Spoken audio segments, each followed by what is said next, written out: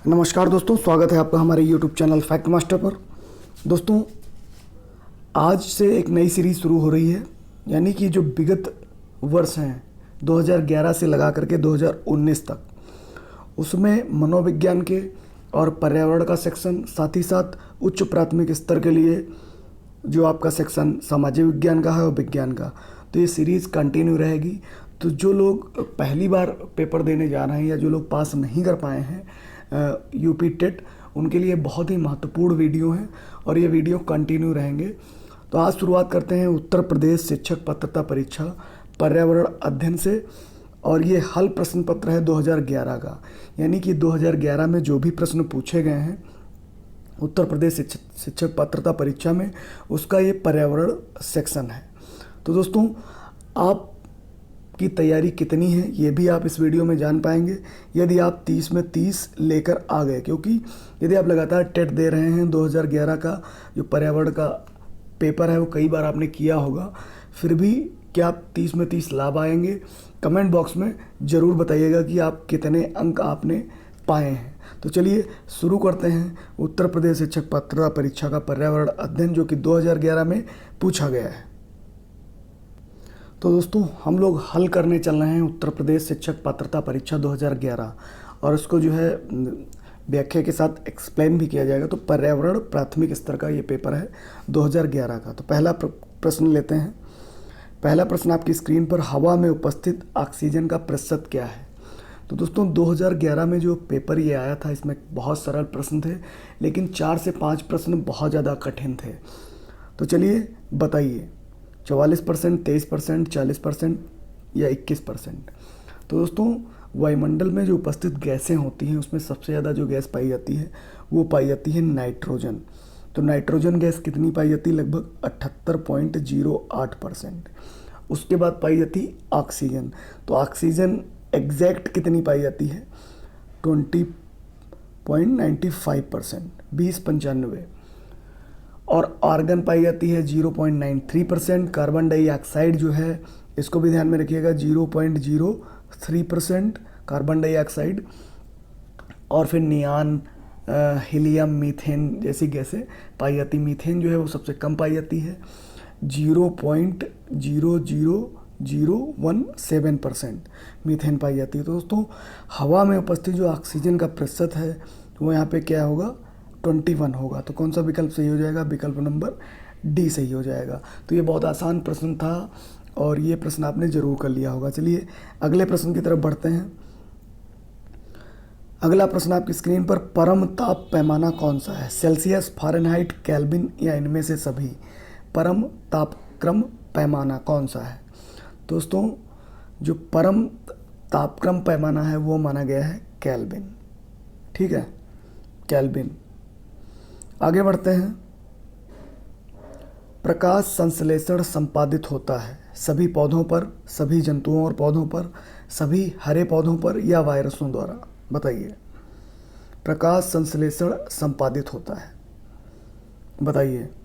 दोस्तों, जो प्रकाश संश्लेषण होता है वो सभी हरे पौधों द्वारा होता है, यानी कि जो प्रकाश संश्लेषण की क्रिया होती है वह सूर्य के प्रकाश में ऊर्जा जो है पौधे ग्रहण करते हैं, और वायु से ली गई CO2 तथा मृदा से शोषित जल, यानी जड़ से जो है वो जल लेते हैं और उसको मिला करके कार्बोहाइड्रेट का निर्माण करते हैं, यानी अपना भोजन स्वयं बनाते हैं।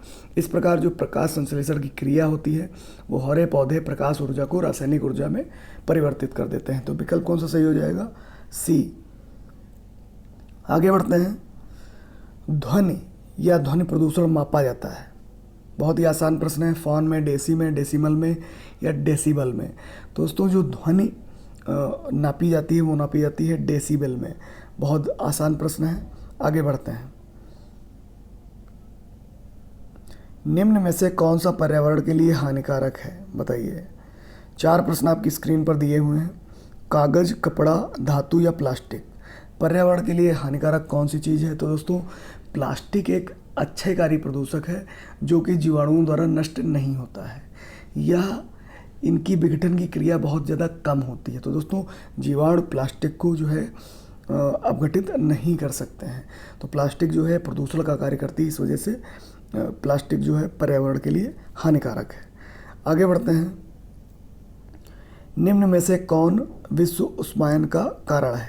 जल प्रदूषण, वायु प्रदूषण, मृदा प्रदूषण या ध्वनि प्रदूषण? बताइए विश्व उष्मायन के लिए कौन सा जो है प्रमुख कारण है? तो दोस्तों विश्व उष्मायन का जो प्रमुख कारण है वो वायु प्रदूषण है।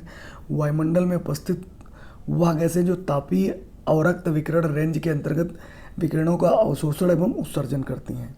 जैसे पृथ्वी के वायुमंडल में जो चीज़ें पाई जाती हैं, जैसे ग्रीन हाउस की गैसें हो गई, जलवाष्प, carbon dioxide, methane, nitrous oxide, ये जो हैं विश्व उष्मायन को बहुत ज़्यादा बढ़ावा देती है, खासतौर से कार्बन डाइऑक्साइड। तो वायु प्रदूषण के कारण वायुमंडल में इन गैसों की सांद्रता बढ़ती है। इन गैसों ये वायु में ये गैसें बहुत ज़्यादा घुल जाती हैं। तो सबसे ज़्यादा उत्तरदायी गैस कौन सी मानी गई है? CO2। तो इसको भी ध्यान में रखिएगा। तो इसका विकल्प सही हो जाएगा विकल्प नंबर बी। अगला प्रश्न बताइए, बहुत ही अच्छा प्रश्न है। महासागर पृथ्वी पृष्ठ के अधिकांश जगह आवृत किया है, जो है लगभग 3/4, 1/2, 1/4 या 2/3? बताइए महासागर पृथ्वी। तो दोस्तों इसमें जितने भी विकल्प दिए थे ये विकल्प पूरी तरीके से सही नहीं थे। तो पृथ्वी की सतह का लगभग 71% भाग जो है वो जल से घिरा है तथा संपूर्ण जलमंडल का लगभग 97% यानी 96.5% आप कह सकते हैं भाग समुद्री जल है, यानी खारा है। बाकी जो 3.5% भाग है वो मीठा और मृदु जल है। तो पृथ्वी पर जल तथा स्थल का जो वितरण है वो समान नहीं है, यानी कि उत्तरी गोलार्ध जो है, उत्तरी गोलार्ध वहाँ पर क्या होता है, स्थल ज़्यादा है, और जो दक्षिणी गोलार्ध है वहाँ पर वाटर ज़्यादा है। जो दक्षिणी गोलार्ध है वहाँ पर जल ज़्यादा है और जो उत्तरी गोलार्ध है वहाँ पर स्थल ज़्यादा है। तो इसमें कोई भी विकल्प इसमें से सही नहीं है। तो यहाँ पर एक अपना कॉमन अंक आप ले सकते हैं। अगला प्रश्न, स्टेलेक्टाइट एवं स्टेलेग्माइट में निक्षेपण होता है सिलिका का, मैग्नीशियम कार्बोनेट का, कैल्शियम कार्बोनेट का या सोडियम कार्बोनेट का? बताइए दोस्तों जो स्टेलेक्टाइट और स्टेलेग्माइट जो होती हैं ये भू आकृतियाँ होती हैं और इनका निर्माण जो होता है वो CaCO3 यानी कि कैल्शियम कार्बोनेट से होता है। ये कैल्शियम कार्बोनेट का सूत्र है और इसी कारण जो है निक्षेपण इसमें होता है। तलहटी चट्टानें जो होती हैं तलहटी में वो मुख्यतः कैल्साइट की बनी होती हैं और जब उन पर पानी बरसता है, पानी गिरता है तो वो जो कैल्साइट है वो कैल्शियम कार्बोनेट में बदल जाती है। तो दोस्तों ये एक प्रकार की चट्टानें होती हैं और कैल्शियम कार्बोनेट का निक्षेपण इसमें होता है। तो विकल्प कौन सा सही हो जाएगा? C। आगे बढ़ते हैं। निम्न में से कौन वायु प्रदूषण का एक उदाहरण है? धुआं और कुहासा, वाहनों से निकलने वाली गैस, जलती लकड़ी की चारकोल से निकली गैस या इनमें से सभी? बताइए वायु प्रदूषण का कौन सा उदाहरण है? तो दोस्तों वायु प्रदूषण के देखा जाए तो मुख्यतः 2 स्रोत होते हैं, एक होता है प्राकृतिक स्रोत और एक होता है मानव जनित स्रोत। तो प्राकृतिक स्रोत में जैसे वनों में आग लग गई, ज्वालामुखी फट गया, इस तरीके के होते हैं प्राकृतिक स्रोत। और जो मानव जनित स्रोत होते हैं जैसे धुआं या विभिन्न प्रकार के वाहनों से निकलने वाला धुआं, लकड़ी, कोयला, डीजल, पेट्रोल जलने से निकलने वाला धुआं, तो ये सब वायु प्रदूषण के कारण हैं।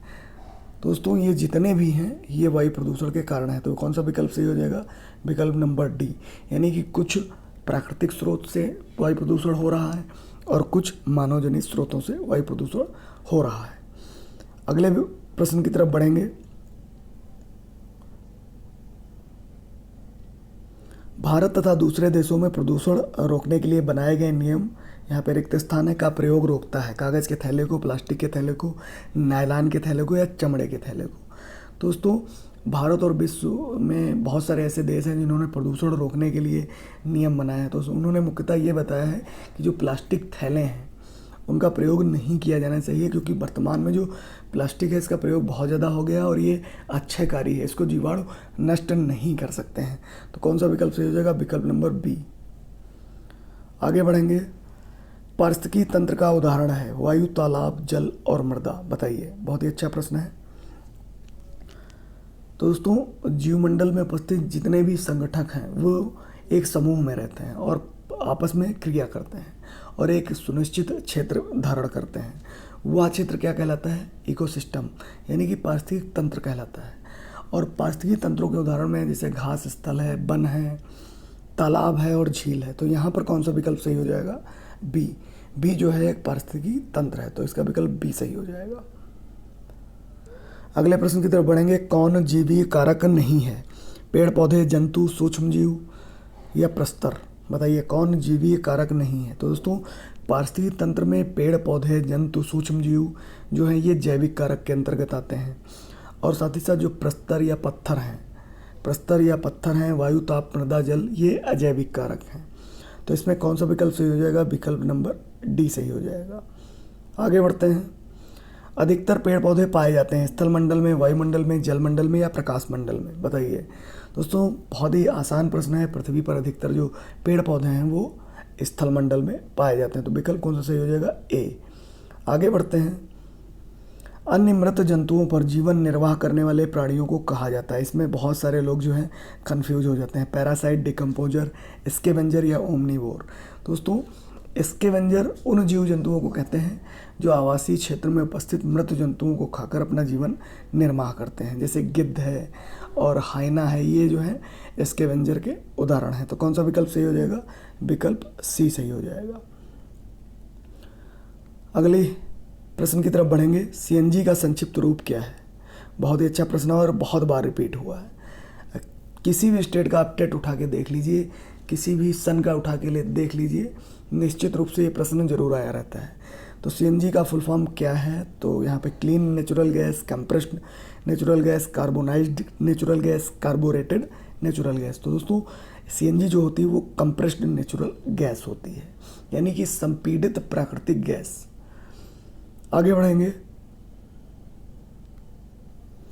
वातावरण में अत्यधिक हानिकारक सल्फर मिश्रित गैस कौन सी है? H2S, SF6 या SO2? हानिकारक सल्फर मिश्रित गैस। तो दोस्तों SO2 गैस विभिन्न स्रोतों से उत्सर्जित होती है। वायुमंडल में नमी सोखने के बाद ये सल्फ्यूरिक अम्ल का निर्माण करती है, यानी कि ये H2SO4 का निर्माण करती है और वर्षा की बूंदों के साथ मिलकर अम्ल वर्षा के लिए उत्तरदायी होती है। तो दोस्तों सल्फर डाइऑक्साइड जो है ये हानिकारक सल्फर मिश्रित गैस है, तो विकल्प डी सही हो जाएगा। और अम्ल वर्षा के लिए, एसिड रेन के लिए सबसे ज़्यादा उत्तरदायी कौन सी गैस है? SO2। वायु प्रदूषण को कम किया जा सकता है वृक्षों द्वारा, मछलियों द्वारा, जंतुओं द्वारा, सूर्य के प्रकाश द्वारा? बहुत ही आसान प्रश्न है। वायु प्रदूषण को कम किया जा सकता है वृक्ष लगा करके। तो कौन सा विकल्प सही हो जाएगा? विकल्प ए, क्योंकि वृक्ष जो हैं वो CO2 को सोखते हैं। आगे बढ़ेंगे। विश्व पर्यावरण दिवस कब मनाया जाता है? बताइए। 5 नवंबर, 5 जनवरी, 5 जून या सितंबर को? दोस्तों 5 जून को मनाया जाता है, आप सभी जानते हैं। विकल्प सी सही हो जाएगा। आगे बढ़ते हैं। सूर्य के हानिकारक किरणों से पृथ्वी को कौन सा स्तर सुरक्षित रखता है? आयन मंडल, ओजोन स्तर, क्षोभ मंडल या चुंबक मंडल? तो दोस्तों सूर्य के जो हानिकारक किरणें होती हैं, कौन सी? पराबैंगनी किरणें, उनको पृथ्वी से सुरक्षित रखता है ओजोन स्तर, यानी कि जो ओजोन लेयर है वो निश्चित रूप से पराबैंगनी किरणों को आने नहीं देती है। तो ओजोन वायुमंडल में बहुत कम मात्रा में पाई जाती है। ऊपरी वायुमंडल में ओजोन के परत के रूप में या सूर्य के पराबैंगनी विकिरण यानी कि अल्ट्रावायलेट जो रेस होती हैं वो पृथ्वी पे नहीं आती हैं। आगे बढ़ते हैं। बहुत ही अच्छा प्रश्न है, इसमें बहुत ज़्यादा कन्फ्यूजन है। किसी जगह की फ्लोरा तथा फौना सूचित करता है पेड़ पौधों एवं जंतुओं को, मछलियों एवं पेड़ पौधों को, जंतुओं एवं मछलियों को, पक्षियों एवं पेड़ पौधों को? दोस्तों फ्लोरा तथा फना जो शब्द है ये लैटिन शब्द है, लैटिन भाषा से इनकी उत्पत्ति हुई है। फ्लोरा का जो सामान्य अर्थ होता है वो होता है पेड़ पौधे, और जो फना होता है, फना का जो सामान्य अर्थ होता है वो जंतुओं को संसूचित, यानी कि जो फना है वो जंतुओं के लिए बोला जाता है। फ्लोरा पेड़ पौधों के लिए और फना जंतुओं के लिए। तो इसमें से कौन सा विकल्प सही हो जाएगा? विकल्प ए सही हो जाएगा। पेड़ पौधे एवं जंतुओं के लिए फ्लोरा और फना जो है सूचित करते हैं, फना जंतुओं को और फ्लोरा पेड़ पौधों को। आगे बढ़ते हैं। विश्व उष्मायन के लिए निम्न में से कौन एक कारक है? वाहनों से निकली गैस, पेड़ पौधों से निकली गैस, भट्ठियों से निकली गर्म हवा या रसोई गैस।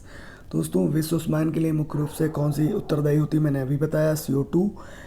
इसके अलावा जो नाइट्रस ऑक्साइड है, मीथेन गैस है, CH3, ये गैसें वाहनों के इंजन में ईंधन के दहन से अत्यधिक मात्रा में उत्सर्जित होती हैं और ये गैसें वायुमंडल में विश्व उष्मायन का प्रमुख कारण होती हैं।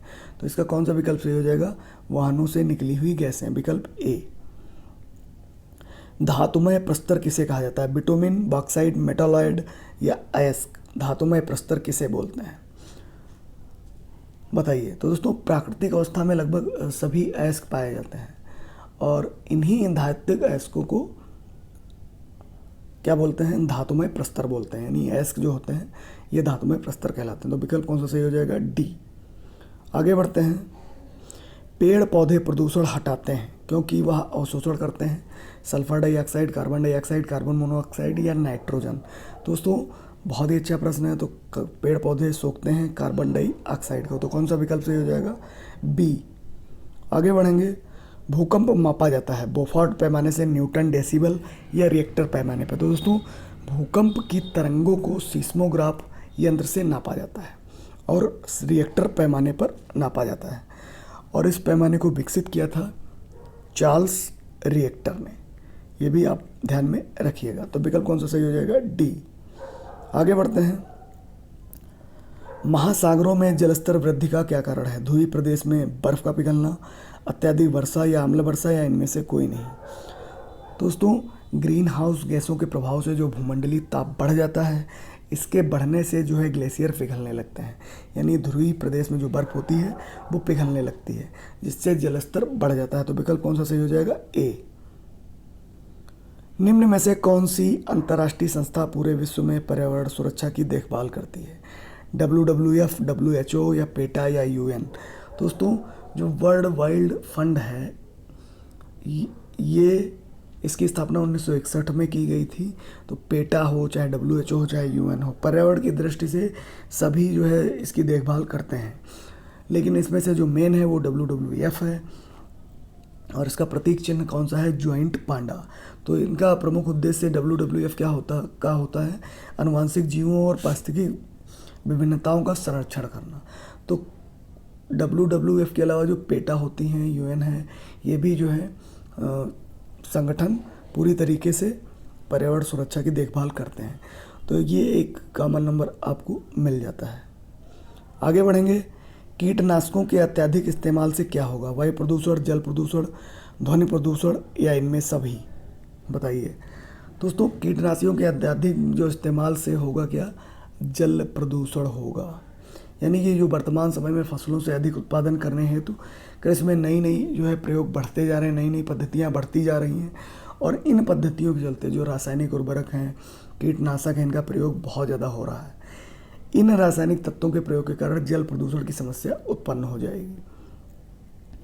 अगला प्रश्न, लवण जो जल अवशोषण करता है, हाइग्रोस्कोपिक लवण, एनाहाइड्रस लवण, हाइड्रोफिलिक लवण या हाइड्रोफोबिक लवण, बताइए। तो दोस्तों जो हाइग्रोस्कोपिक लवण है यह जल का अवशोषण करता है और ये लवण वातावरण में पाए जाने वाले जल के अणुओं का अवशोषण कर लेते हैं।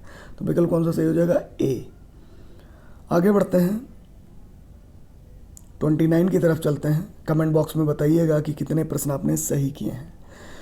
पारिस्थितिकी तंत्र तथा प्राकृतिक आदिवासियों का संरक्षण तथा उनके प्राकृतिक वातावरण में प्रजातियों का जीवन क्षम जनसंख्या का रखरखाव एवं प्रतिप्राप्त के लिए प्रयुक्त पद है।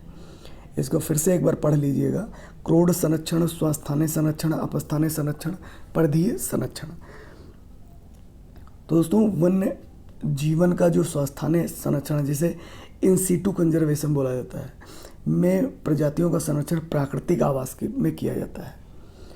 दोस्तों यहाँ जो स्वस्थानीय संरक्षण है इसमें होता क्या है कि प्राकृतिक वनों, चरागाहों, मैदानों, नदियों, झीलों आदि का संरक्षण होता है इसमें। इसके लिए प्राकृतिक स्थानों को निषिद्ध क्षेत्र घोषित कर दिया जाता है। तो इसका विकल्प कौन सा सही हो जाएगा, बी। आगे बढ़ते हैं। बहुत ही अच्छा प्रश्न है और बहुत बार इसको रिपीट किया गया है, यहाँ तक कि सीटेट में भी रिपीट किया गया है। समुद्री कच्छपों को जीवंत जीवाश्म कहा जाता है क्योंकि वे 150 मिलियन वर्षों से अधिक समय से पृथ्वी पर उपस्थित हैं। भारतीय उपमहाद्वीप में जल के भागों में पाए जाने वाले 5 प्रजातियों के समुद्री कच्छप में सबसे अधिक संख्या किसकी है? कैनेप्स रिडले, लॉगरहेड, ऑलिव रिडले या फ्लैटबैक? बताइए। तो दोस्तों, उड़ीसा के तट पर आप ध्यान में रखिएगा, उड़ीसा के तट पर बहुत बार आप न्यूज़ में देखते होंगे, पेपर में भी पढ़ते होंगे कि बहुत सारे कछुए उड़ीसा के तट पर इकट्ठे हो गए हैं। तो वो कछुए होते हैं ऑलिव रिडले प्रजाति के। तो विकल्प कौन सा सही हो जाएगा? सी। तो इस समय ऑलिव रिडले प्रजाति, ध्यान में रखिएगा, बहुत बार प्रश्न पूछा जाता है। ऑलिव रिडले की जो प्रजाति है वो बहुत ज़्यादा संख्या में उड़ीसा के तट पर एकत्र होती है। इसके अलावा लागरहेड की भी प्रजाति पाई जाती है। तो दोस्तों, आपको बताना है कमेंट बॉक्स में 30 में से कितने प्रश्न आपने सही किए हैं।